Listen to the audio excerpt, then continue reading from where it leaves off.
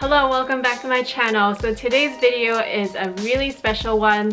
I am collaborating with one of my good friends here on YouTube, Kat L. While I was editing my vlogs, I realized that we've never done a collab, which is kind of funny because we already met in person. So we came up with the idea of 5 luxury items that we will buy for 2019, or at least we plan to buy because we are already in the process of saving money, and this is basically what's really on top of our wish list, and we're pretty much sure that we're gonna get them. This is a little bit more serious than wish list because we know that we're gonna commit to it, or at least we feel like we're gonna commit to it because these are pretty strong items that we're really wanting. Also, the twist is that Kat will reveal my #1 item, luxury item that I will get in 2019, and I will also be revealing her #1. So coming in at #5, the luxury item that I will buy in 2019 is the Celine Nano luggage. I know that I've already talked about this bag so many times for several years in a row. It's always been in my wish list ever since I bought my trapeze actually, and now with the new designer coming in and making all these changes and rumors about these bags going away. In fact, I think they're already selling out at the boutiques. I really think it's time for me to just get it over with. The thing with Celine bags is that I felt like I made the mistake of buying them retail, because as beautiful as they are and as great as they are, and the quality as well as just the material, they don't retain their value. Now, I know that retaining value is only relevant if you're gonna sell them, but at the same time, I feel like a lot of those beautiful bags, Celine bags meaning, are sold in the reseller market for a fraction of the price, and you can still find them in really good condition. So why would I buy brand new when I can just get the same thing in a sense? Of course, I know it's not completely the same because buying from the store is still an experience in its own, which, you know, I'm glad that I got my trapeze, and of course it's not going anywhere. I feel like there are bags where I know for sure I want to buy brand new and I want to be the first one to put the wear and tear in it and to care for it and such, whereas there are other bags where I really don't mind buying pre-loved, and I know it's a good value and it's probably like the best decision for me, and Celine is one of those bags.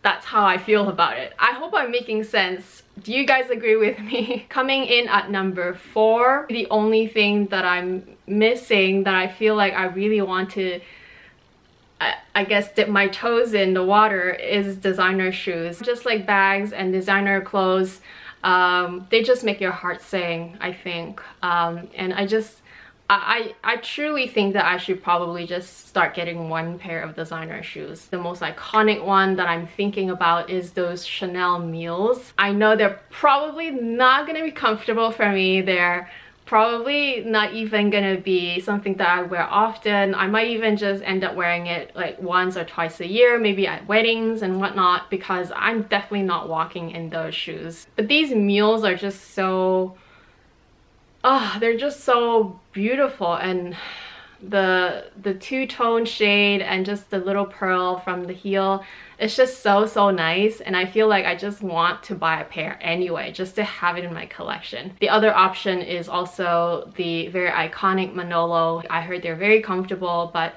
comfortable for other people is very different for me. I can wear high heels if I'm at an event and I change my shoes when I leave, but other than that, I really can't do high heels, and that's the main reason why I don't buy designer shoes. And I don't really want to buy the runners and all those things. I mean, I thought about it, but I just feel like I don't even wear them actually. And if I do, I'm super happy with my Adidas and my Nikes. They're just perfect for me anyway. More options that I thought about are the Dior slingbacks. However, I have tried those and they were uncomfortable. It was actually pinching at my toe box. So, and if I went up a size, it was just too big. So I don't know. I definitely have weird feet, and I definitely am not a person that can easily fit into designer shoes, or any shoes for that matter, especially if they're heels and with the pointed toe. One last option that I thought about are just the iconic Oran sandals. Those are probably a good choice and a safe choice. The only thing is that there would only be a summer shoe, which is okay. I would probably go with the heel version. Yeah, I think it's okay to get those ones, but I don't know. I guess I just want my first pair to be a pair where it's so cute and dressy and so versatile at the same time. That's why I thought about the Chanel ones. Coming in at number 3, which is the Lady Dior bag. And yes, I try it all the time. Like, well, not all the time. Basically, anytime I feel like going back to Dior to try the bag just to see if I still love it. And of course, every time I still love it.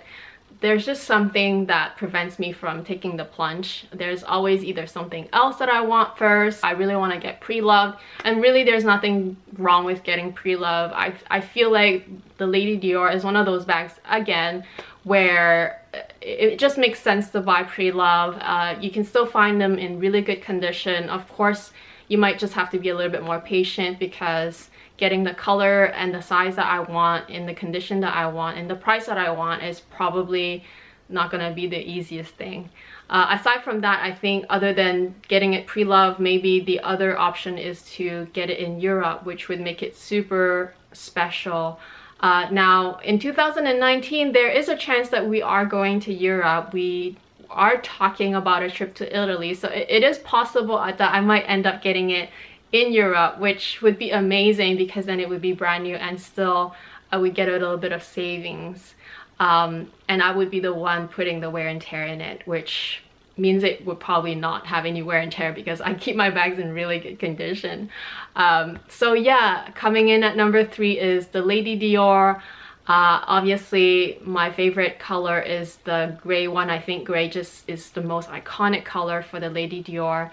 The pink as well, but I'm just not a really pink girl person in general. I'd rather go with more vibrant colors or just very neutral colors. So yeah, the Lady Dior is coming in at number 3, and I have a feeling that once I see the perfect one, either online pre-love, or if I'm going on a trip to Europe and I'm able to get it for a little bit of savings and get the whole retail experience, then yeah, I feel like it is the year. I feel like it's the year of my Lady Dior. Finally, coming in at number 2, I am just crazy about BALMAIN. As you can see, I am wearing their t-shirt. The brand itself and also their iconic blazers and t-shirts and tank tops are getting so popular that everybody is getting them. But you know what?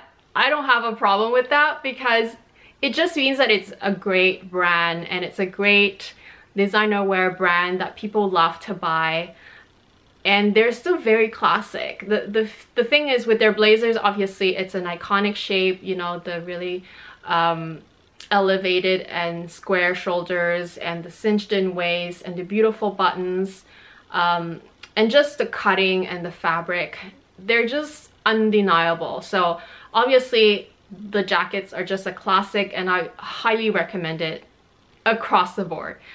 But even with their t-shirts with such huge logos on it, or even the crest one, to me they're also such a great way to maybe think about a capsule wardrobe. Now I know that Logomania t-shirts are not the exact thing that one might think of adding into a capsule wardrobe in terms of classics that will go with everything, but for me it makes sense because, like I said, I like dressing dressy, but I'm also a little bit casual sometimes. Alright, so for Kat's number 1 item, are you guys ready? It's such a good one and I'm so excited for her, honestly, and in fact that might be something I will look into maybe in 2020. I feel like 2020 is such a like an even number that I might look into that myself because it's such a good one. So her number 1 item is the Cartier Juste un Clou bracelet. I am so excited for her. I know that she'll be saving so hard and it will mean so much to her.